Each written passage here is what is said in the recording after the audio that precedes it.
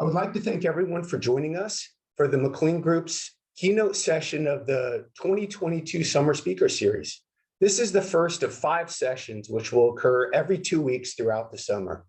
You can check our website to review the panels and the speakers which we plan to host in each of these sessions, and you can use the same log-on that you're using today. The purpose of these discussions is to provide friends of the McLean Group with relevant and timely information related to the defense, government, intelligence, and security markets, and to have a discussion on the trends and investment considerations within these sectors. As we did at our speaker series last year, today we are honored to host a discussion with General David Petraeus. General Petraeus is currently chairman of KKR's Global Institute, which works in partnership with KKR deal teams, portfolio companies, and limited partners to help enable smarter investing through a better understanding of the world. Prior to forming the Institute, General Petraeus had an extensive career serving our country, to include Director of the Central Intelligence Agency and 37 years in the United States Army, attending the rank of 4-star general, and roles to include International Security and Assistance Force and U.S. Forces Afghanistan Commander, CENTCOM Commander, and Commanding General of Multinational Force Iraq. General Petraeus holds an MPA and a PhD degree in International Relations from Princeton University, and he holds an undergraduate degree from the United States Military Academy at West Point. Sir, it's an honor to have you again this year. Good to be back, Mitch. Thank you. Absolutely. So maybe to start off the conversation, I was hoping you could talk a little bit about your work today at the KKR Global Institute. Well, we're busier than ever. It's a bull market in geopolitics, as they say right now. The challenges of navigating the various issues, whether they are tariffs or sanctions or entities lists or other legal and policy items that restrict or limit in some way our ability to invest overseas, and also care in taking investment dollars from elsewhere to invest here. These are more challenging than ever. We spend a great deal of time trying to divine where the puck is going. You'll recall that Wayne Gretzky said what made him great was not all these other skills, but there was this innate sense of where the puck was going. And that's where he skated. That's what we tried to do, aided by the KKR Global Institute, and then working together with the macroeconomic analysis team and the environmental, social, and governance issues analysis team, together, of course, with the offices that are spread all around the world.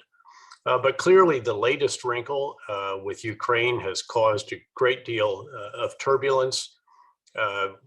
Our job is to understand what that implies for, again, our ability to invest, also to exit and to take investment dollars from elsewhere. Yeah, no, fantastic.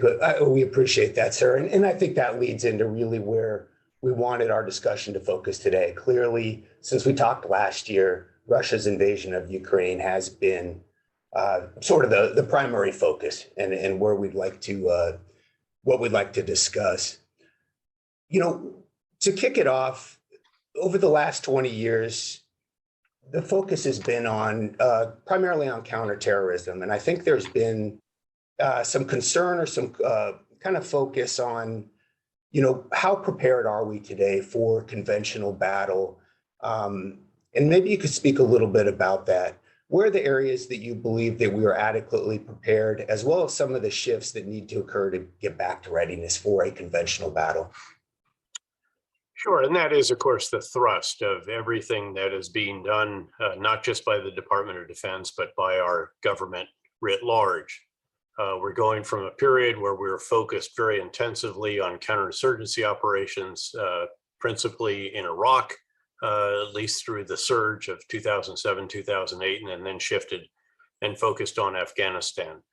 And what we are doing is retooling in every conceivable respect our preparation for major combat operations against a peer competitor. And that's a very, very different task, obviously, from what it was we were performing in Iraq, Afghanistan, and also, by the way, Syria, Somalia, a handful of places in Africa, and all the rest of that. And here I would first caution that as we make this transition, this focus back to major combat operations, sort of a step back in a way to where we were prior to 9/11. As we do that, we have to be very careful not to lose the lessons that we have learned fighting in Iraq and Afghanistan and all these other locations, because we are still largely there.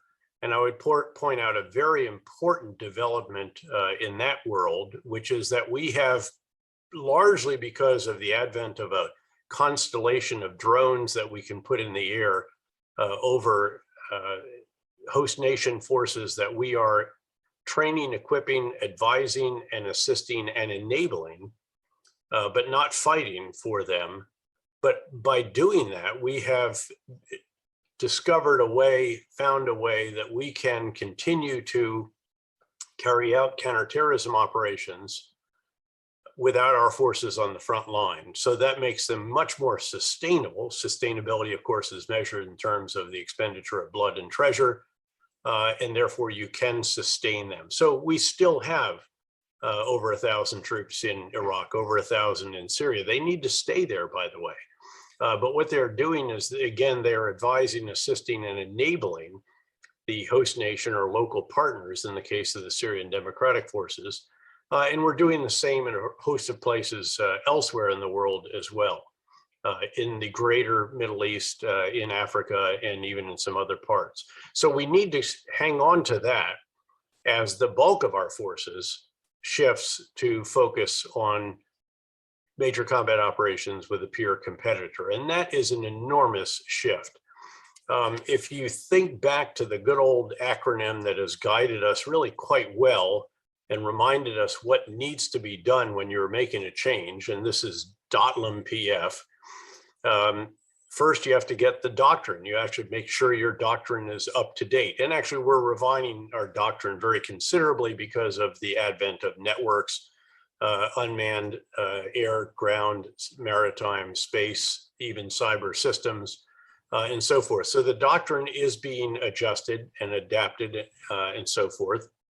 The organizational structures necessarily will need to be changed. You'll have to put some of the new capabilities in. We're already doing a good bit of that, certainly in the ground forces. Now you find a number of drone units, and you find air defense back in there, by the way, something that we didn't worry about for the better part of 2 decades. Neither the Taliban nor the Sunni insurgents or Al-Qaeda had much in the way of an air force to give us problems. So the organizational changes need to be made. The training, so we've completely overhauled what we do at our National Training Center out in the Mojave Desert. It's no longer, again, an insurgent scenario.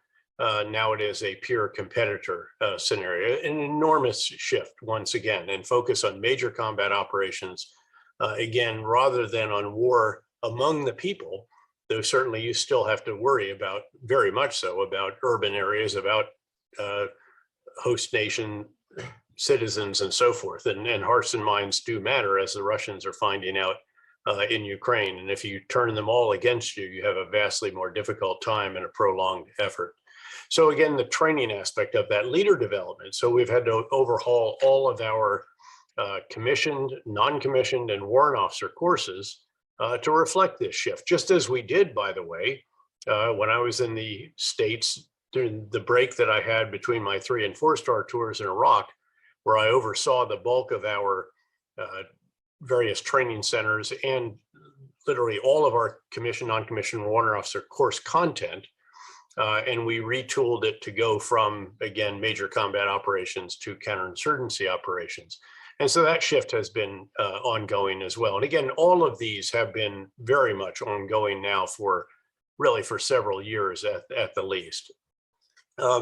Then there's materiel, and this is a huge shift, because this is one where we have to go from very large, heavily manned, incredibly capable platforms to what will largely be, increasingly be, unmanned, perhaps remotely piloted over time, perhaps algorithmically piloted, unmanned, much less expensive, still very capable systems And of course, we're seeing the advent, the importance of drones in a modest way, but a significant way on the battlefield in Ukraine, where the Ukrainians have been using drones are far less capable than ours, largely Turkish drones, but still very, very effectively employing them to use them as forward observers or literally dropping small bombs from them. They do have some weapons on them. Nothing like what our Reapers or our Predators used to have. So again, a very different capability, but similar in terms of what it can do, especially if the enemy can't just take it out at will, the way it seems to be the case in Ukraine and Russia. Certainly noting that Russia is knocking down lots of drones, but nowhere near enough, and they're easily replaced. So that's a material, vast changes. And again, the focus again on networks, the focus on self-healing networks, all of the systems that will enable that. And obviously the integration of all of this, and not just air, ground, and sea, but also of course, cyberspace and outer space, all of these domains simultaneously. And then if you want to go broader than that, and you always should, you bring in all the other interagency elements that could play a role in such a conflict as well. And then it goes on from there. There are, again, various personnel issues here. You've got to get a different force. You want individuals with different capabilities. The need for cyber skills obviously dwarfs the population that has those. Government writ large and the military never can seem to get enough of those. And again, more of our structure is going to go into those kinds of areas. And that's what's going on. And so, with apologies for a somewhat long answer, you do have to come at this in a structured way.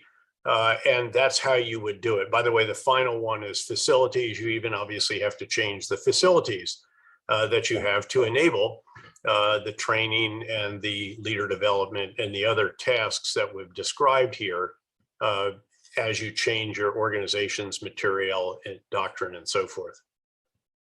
No, that's fantastic, sir. I think that's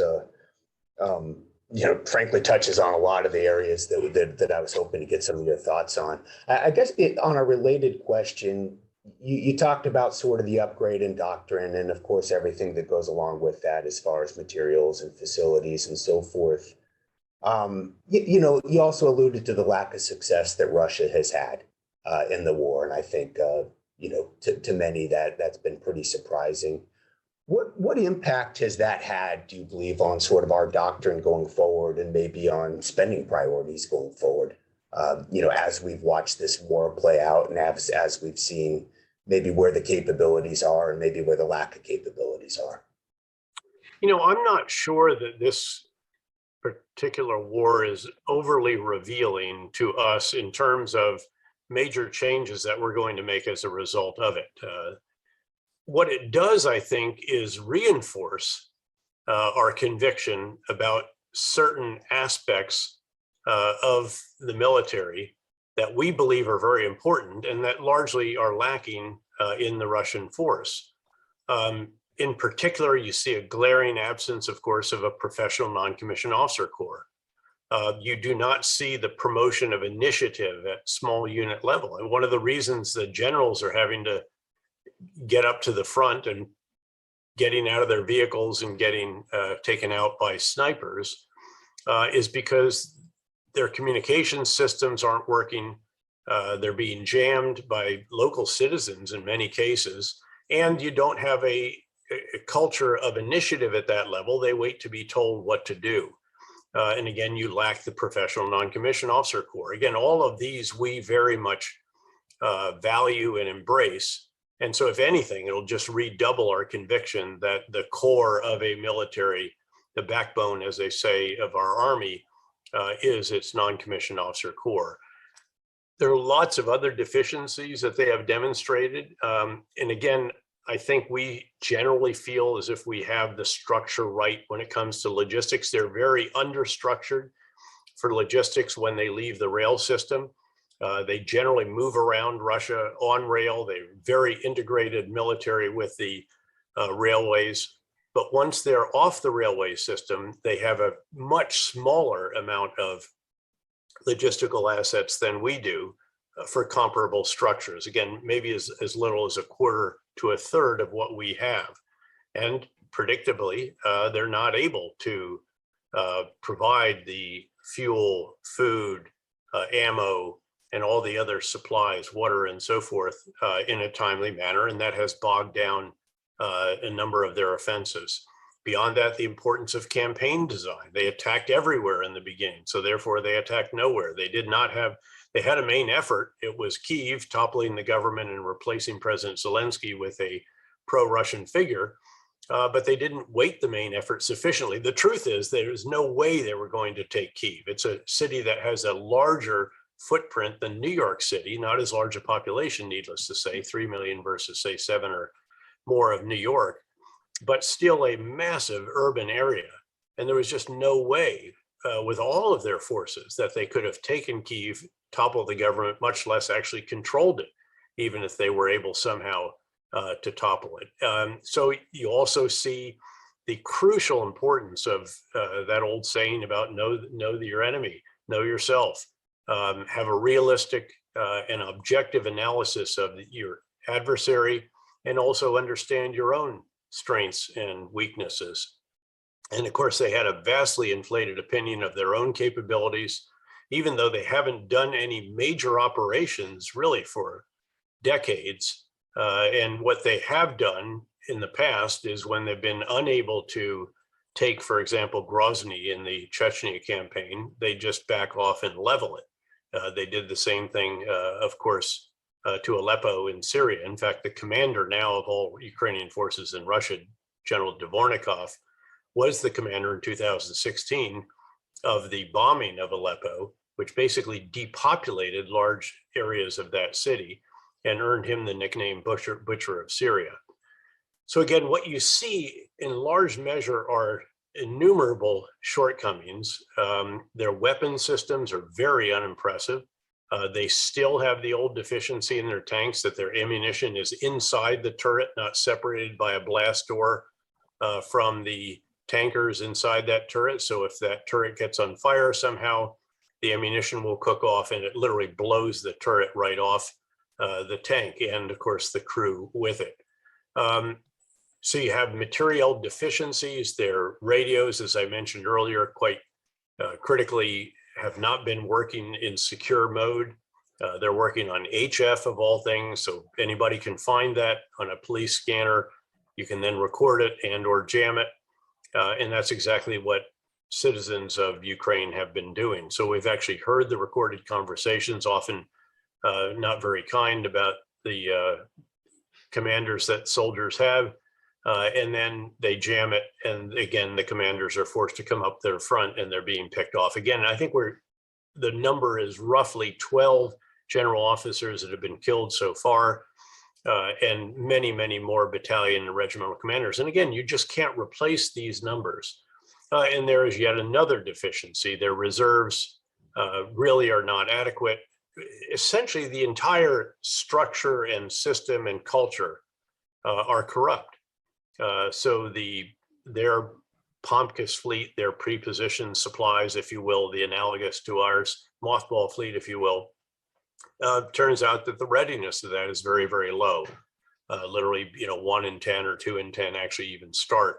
And once again, what they've done is the activities have just not been adequate. Their maintenance is terrible. And so the final point would be just the standards of training. For all of the months that these forces spent supposedly training on the borders of Ukraine and Russia and Belarus, it's not apparent to me to what standard they were training, because clearly these are not identifiable standards to those in the US or in the West. Very basic tasks clearly have not been drilled into their soldiers when it comes to separating, staying apart from one another, never bunch up, or one round will get you, that kind of stuff. And of course, that's exactly what has been happening. And then finally, I guess I just have to note that the sheer resourcefulness of the Ukrainians, in addition to their heart, their determination, the enormous increase in their professional capabilities since 2014. I was there not long after President Zelensky was elected, obviously before COVID. And I was really quite taken then. I went down to the front lines, went to Kharkiv, and then went down to the Donbass front lines. And I was quite impressed by the toughness, just the sheer toughness of these soldiers. And I've been around some reasonably tough soldiers over the years. I'm privileged to serve with them in the 82nd Airborne, 101st Airborne, and elsewhere. These are very, very tough infantry. And that was very impressive. And that's what you need. And they have shown that they are literally tougher, certainly more determined, their heart's in it, than are the Russian soldiers by and large.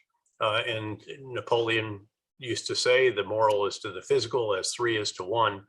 And that is certainly one that is on the side of the Ukrainians in that regard. So literally across the board, the deficiencies have been stunning, especially given the hype about the modernization of the Russian military and how much Putin had invested in it. The Gerasimov doctrine, named for the chief of the general staff, the senior military member who supposedly had this great hybrid warfare doctrine. Well, it turns out it works great if you can surprise everybody in Crimea and there's no opposition. But it doesn't work real well when you're up against a force that actually has a degree of capability and is willing to fight. And let me just add at the end that my sense of the battlefield now is that the momentum is shifting to the Ukrainians. Of course, the Ukrainians did win the battles of Kyiv, Chernihiv, and Sumy. Those are 2 other cities in the north. The Russians withdrew from each of those 3 cities, noting again that Kyiv was the main effort in the beginning, so they failed to achieve their main effort. They established new objectives, essentially to secure as much of the east, the southeast, and south as they could. They have gained some additional ground. They did push in from the east, south of Kharkiv, the second largest city in Ukraine, very close to the border in the east. They have pushed up out of the so-called Donbass, the areas of the Donetsk and Luhansk oblasts that were controlled by the Russian-supported separatists, and they certainly pushed up out of Crimea. And they have achieved gains in those areas, but they seem to be running out of momentum now. It's not clear that they can replace the losses in personnel and major weapon systems. The conscripts that they have in the ranks are supposed to have gone home in April. 1-year conscripts, think about how little you can actually do in a year to begin with.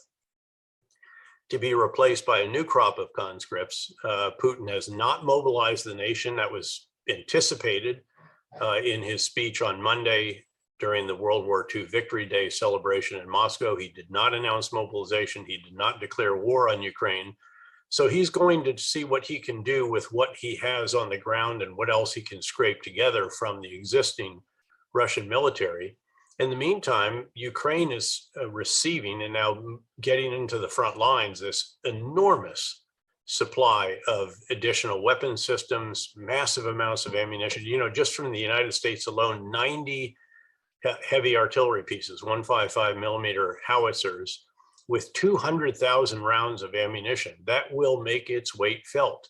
And the Ukrainians have used artillery particularly skillfully in tandem with unmanned aerial vehicles, as I mentioned earlier, using them as forward observers, seeming to get quite a degree of accuracy with their artillery pieces. So this is very, very important. Of course, there's also additional of these switchblade drones. There's another loitering munition drone that is coming over as well, the Phoenix Ghost. There are additional firefinder radars that will enable them to locate the Russian artillery. And by the way, the artillery we're providing outranges the Russian artillery of the similar caliber. So all of this is making its weight felt. You're seeing this now to the east of Kharkiv, where the Ukrainians have driven the Russians back almost to the border and actually are threatening the logistical line of communication that supports the offensive in the east. because they're getting close to the roads that come out of Belgorod in Russia, which is a huge logistical hub for them. And so this is forcing the Russians to reposition forces that they really had wanted to employ in the Eastern offensive so that they can prevent the Ukrainians from taking their logistical lines or threatening them. And then you see them in other areas, just local counterattacks so far, but the Russians never even getting halfway to Odessa in the southwest, their major port city, which to be sure is still blockaded by the Russian Black Sea Fleet. But that fleet has had to push offshore a fair amount, of course, because of the Neptune missiles that the Ukrainians have that took out the flagship of the Black Ship Fleet. And by the way, what it appears happened there again is a lack of inadequate training. Our ships could have easily taken 2 strikes by a missile like that. We would have competent firefighters, and then you just shut off the bulkheads or the areas that are holed. And so if there is water, if you're taking on water, you just confine it to that area that is sealed off. In this case, that does not appear to have been the case, and the ship actually sank after a period of time. So that's the dynamic of the battlefield. I obviously support Ukraine in this case. I mean, this really is a case of democracy versus autocracy or kleptocracy, whatever. And I'm not blind to the deficiencies and the challenges and so forth that the Ukrainian government had. But in this case, seeing the arsenals, with an S on the end of it, of democracy supporting Ukraine, and seeing Russia over time being unable to replace the munitions and weapon systems because of our sanctions on exports of microchips to them, for example, you can't make weapon systems without microchips. And if they are shut off from those, they will not be able to replace the missiles and many of the other more advanced systems and even basic systems, all of which employ them in some form. So it's actually possible that the Ukrainians could drive the Russians back. And the question now, I think, is what will be good enough for President Zelensky? What could he and the Ukrainian people accept in terms of an end state, which could, by the way, be a frozen conflict rather than a negotiated resolution. And so I think it's very important to have a sense, and he probably does not have it because the realities of the battlefield have led him to reassess, as it has led us to reassess. And you hear our Secretary of Defense now saying, we want Russia to really feel the pain of this because we don't want them to be in a position to invade another country when all of the dust settles here. That's the dynamic that I see right now, and it's a really fascinating one if it were not so tragic, costly, and grinding. No, absolutely, sir. I appreciate that. Well, you know, it was interesting. You talked about sort of the kind of the decay of legacy systems, legacy Russian systems, obviously the lack of training, et cetera. We've heard quite a bit about the use of hypersonic weapons, you know, probably not having much of an impact in this conflict. But as we think about the threat to the US and NATO going forward, maybe you could speak to that a little bit. Well, essentially, a hypersonic system is one that just travels a heck of a lot faster. It could be as 5 or more times the speed of a traditional system. We should also note, by the way, though, ICBMs, because they go into outer space, travel already at that speed. But what it really affects is just the amount of warning time that you have. And that can be very, very important, obviously, if you're trying to cue an ballistic missile system, your air defense system and so forth, and especially if it's integrated and so on. So they have used, the Russians have used not quite 10 of those. It's estimated somewhere 6 or more. It doesn't really matter in Ukraine in large measure. The Ukrainians have been able to shoot down a fair number of the missiles and rockets that have come their way. But at the end of the day, a large number of them also get through nonetheless. And in this case, they get through, they do considerable damage, but the significance of the additional speed is really not not all that important in this particular situation.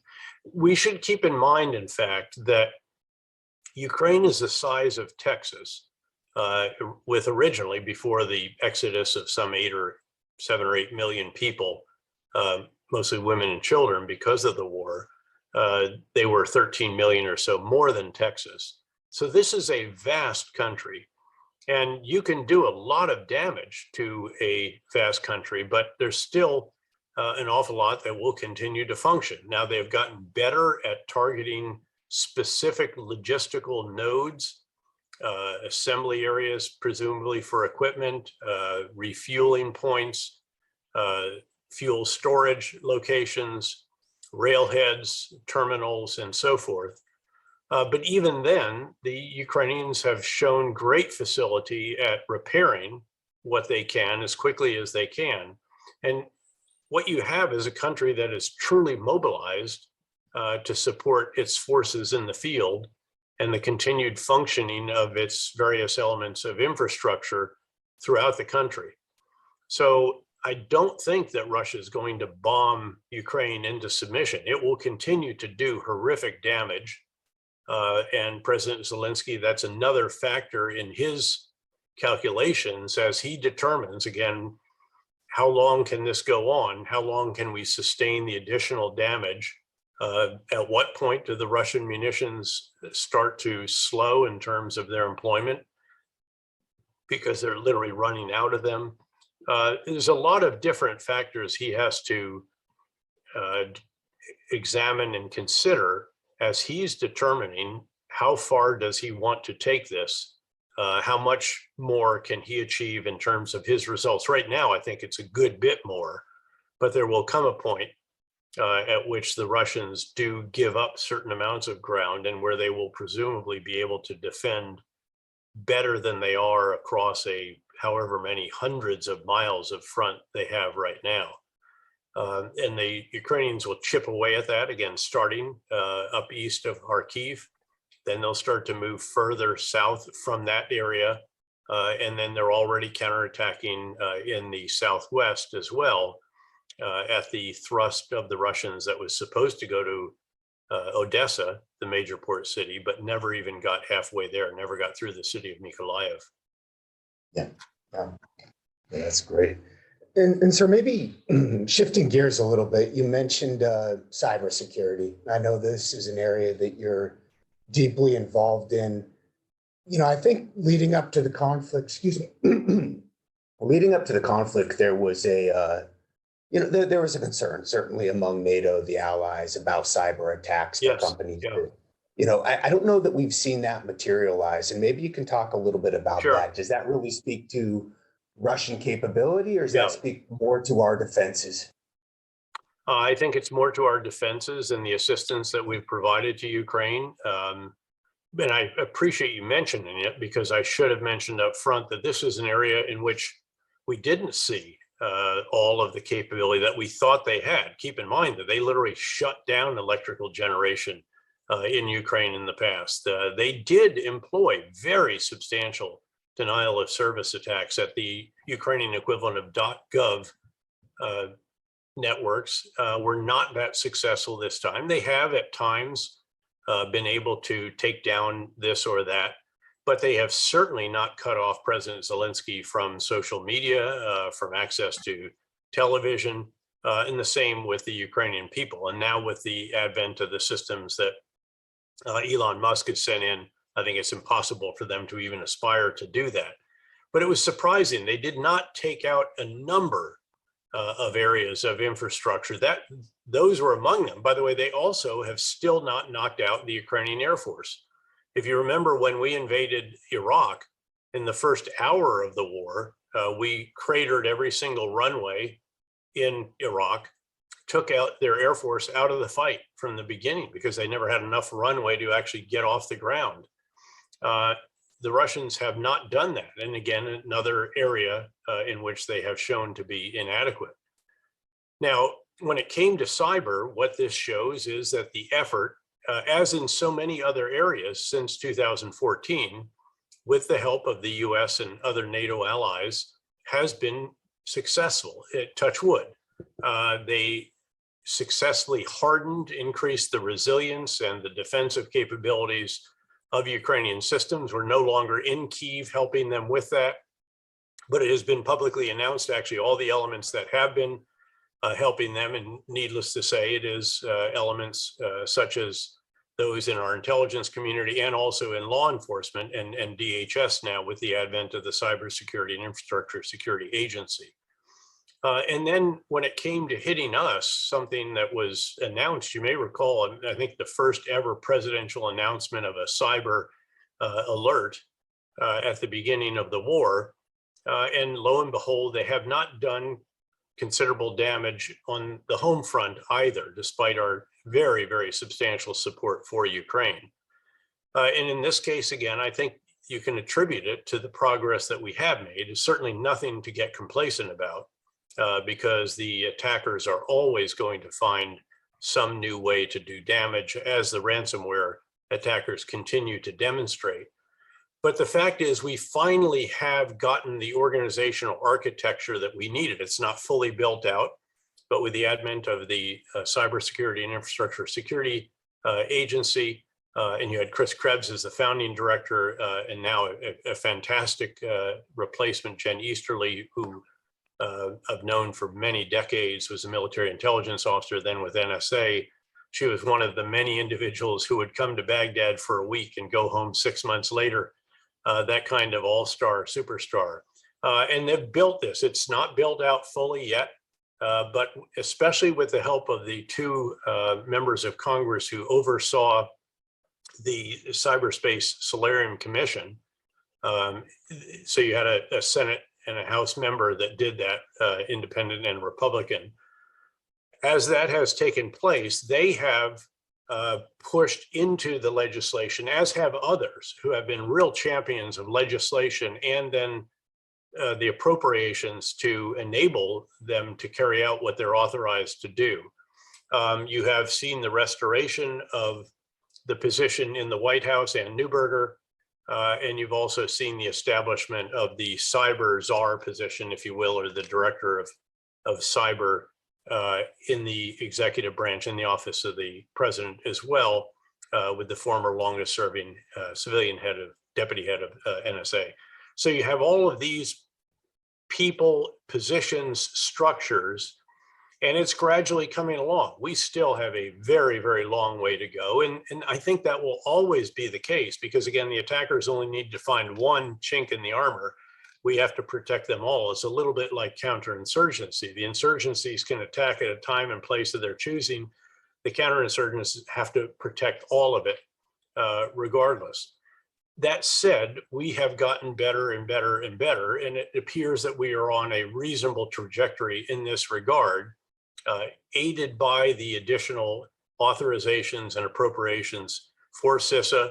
Changes made at DOJ. They have an organization now that can actually go and find those people that you paid the cryptocurrency, the Bitcoin to, and get it back. I mean, after all, this is just a distributed ledger, and you can follow it if you have the tenacity, the tools, and the capability, and the expertise. And that is the case with Colonial Pipeline. It's well known, and truth in here that we're the largest investor of our type in Colonial Pipeline, but that Bitcoin was actually recovered by a team broadly underneath DOJ. And of course, the FBI has great capabilities. Cybercom has built out together with NSA. So we were behind the power curve. We should have had CISA established a long time ago. It's still only maybe approaching its 3.5 or so years still. But it is now taking form. You're getting the processes, the standards, the policies, and so forth. All of that is being established, and you have this terrific team, again, of Chris Inglis and Neuberger and Jen Easterly as the leaders of these different elements. That's very, very heartening. You have the Cybercom commander who's been extended for another year in that position, which is great to see as well. That's one of those positions, I think, where longevity, if you have the right person, is really, really valuable and worth pursuing. So in every case, what you're seeing is the result of years of preparation, hardening, improvements, resilience, and so forth. And then I would just say, finally, I think there's an awareness now by most firms in the United States, at the least, if not the world, that cybersecurity is C-suite business. It has to be addressed by boards of directors. That is the case. And that there has to be a designed, comprehensive, integrated, managed cybersecurity solution based on zero trust principles. Now, there are various components to that. I'm on the board of Optiv, largest pure play cybersecurity services firm in the world. We have a reference architecture from which you begin, depending on the industry, and then you make it more and more bespoke depending on that particular company. But again, that is a tall order, but the closer you get to that, the vastly better you are, both to be able to defend against cyber attacks and then to identify and recover from them if indeed there are successful ones. And so I'd be curious, Russia's long been exceptional at misinformation and disinformation campaigns. I think we've seen that, of course, play out in elections. We've seen that. What are we seeing today, both within their own populace and then obviously outside of their borders as it relates to the Ukraine war? Well, it's another great point. I appreciate you raising this as well. Inside their own borders, they're really doing very, very well, as based on opinion polls, if you will, and Putin's approval rating has gone up by 10 to 15% since the commencement of the invasion. That said, they control the information very substantially that is on any kind of television or other official platform media, and they have considerably restricted access to various social media applications. There's a very substantial part of the population, those of middle age and older, who still get their news from, in a sense, traditional media, from television, newspapers. The younger ones, however, still are able to find access to other sources of information.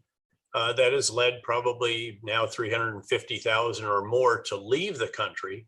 So they've had a hemorrhage, and much of this is talented Russians, which he can least afford to lose. But so far, they're with him. Now, the reason that he did not mobilize or announce mobilization at the World War II Victory Day celebration, presumably was because he does not want to undermine his domestic support.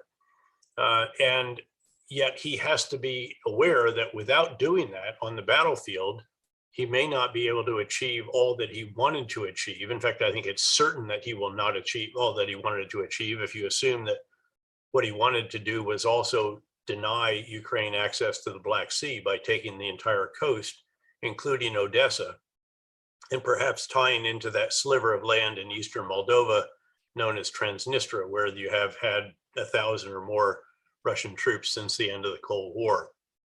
So that's the situation at home. Overseas, what you've seen is something that's really quite remarkable, starting in the United States, where well before the invasion, the United States was taking what clearly were finished intelligence products and then turning them into publicly releasable information without exposing sources and methods. That's an art form. That is really not easy to do. And I say that having been a former director of the CIA, and very sensitive to don't release this because it could give away how it is we got it, what our sources and methods are. And so you've seen that done, but you've also seen that we, at least in the eyes of the president and in my eyes as well, have probably gone a bit too far. We have put so much out there inevitably that we've been needlessly provocative, I think would be the description. We didn't need to say it's our intelligence that helped the Ukrainians take out the Russian generals. We didn't need to, in a way, to advertise some of the different actions that we have taken that have helped the Ukrainians. It's needlessly provoking Putin.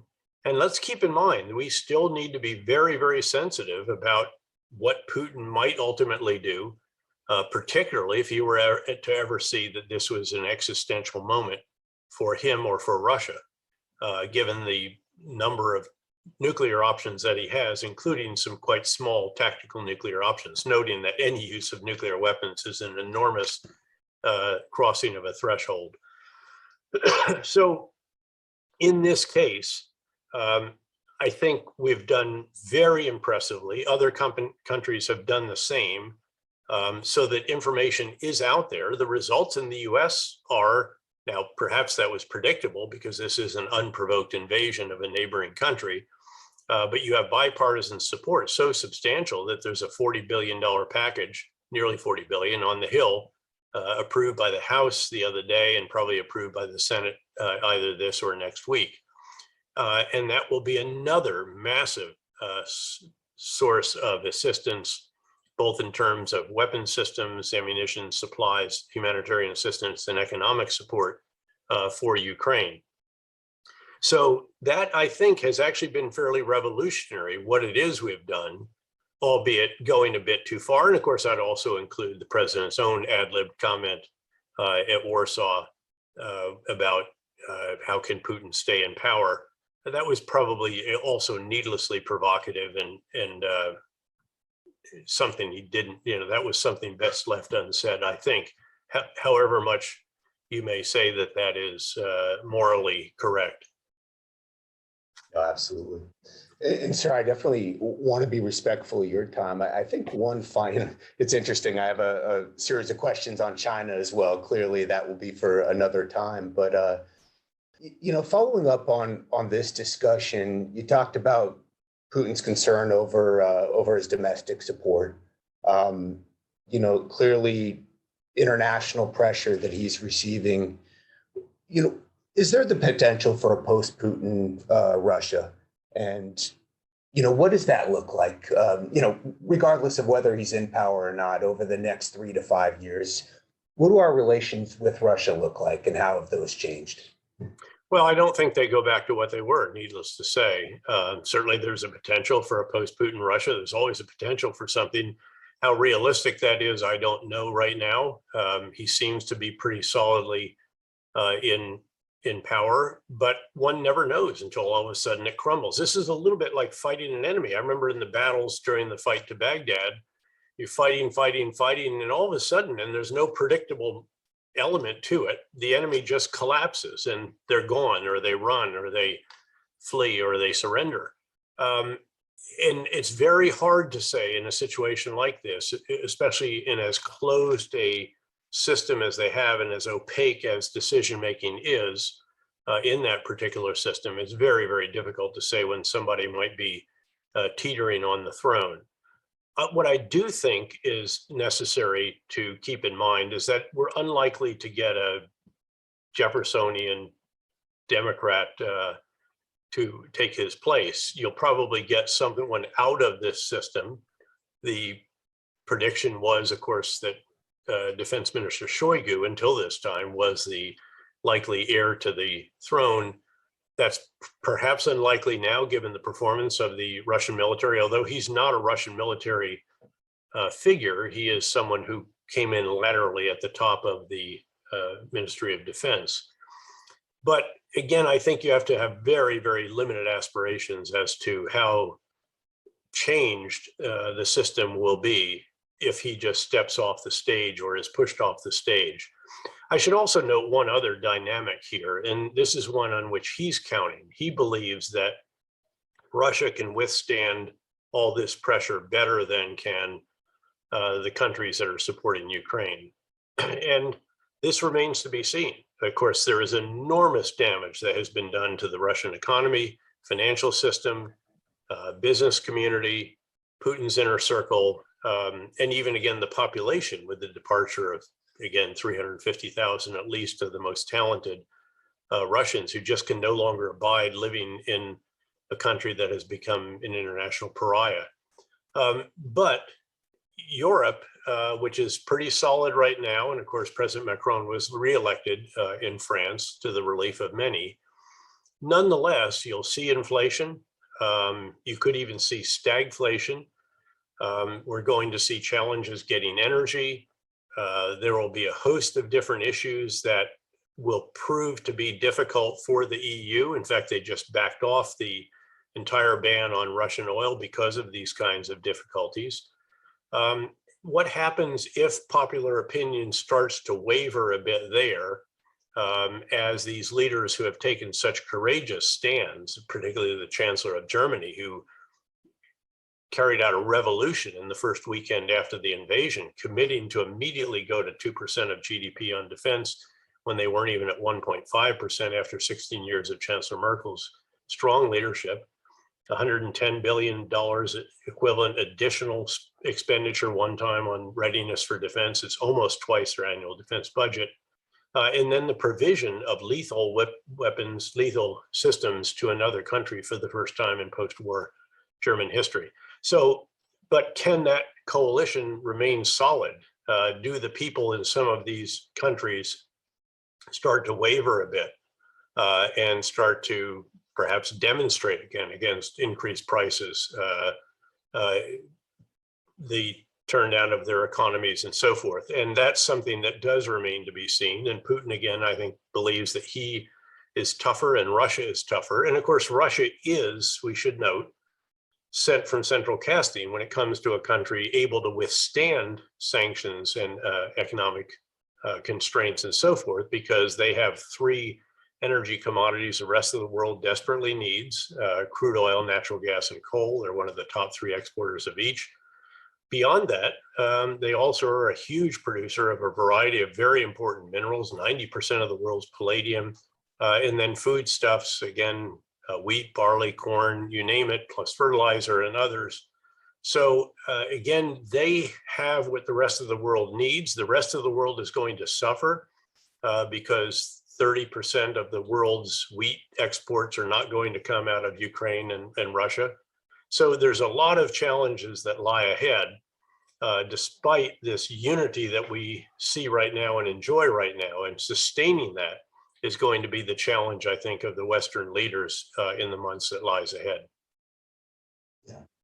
Sarah, I can't thank you enough for joining us again this year. It's a privilege, as always. Thanks. You know, your comments extremely insightful, and hopefully we'll be able to welcome you back next year as well. I think this has been Make great. it a tradition. Absolutely. Thanks, thank Mitch. you, Great sir. to be with you again. Absolutely. To our viewers, this has been the first series, or the first session of our 2022 McLean Group Summer Speaker Series. We'd like to thank you for joining us and look forward to seeing you at future sessions. Thank you. Thanks, Mitch. Thanks, sir.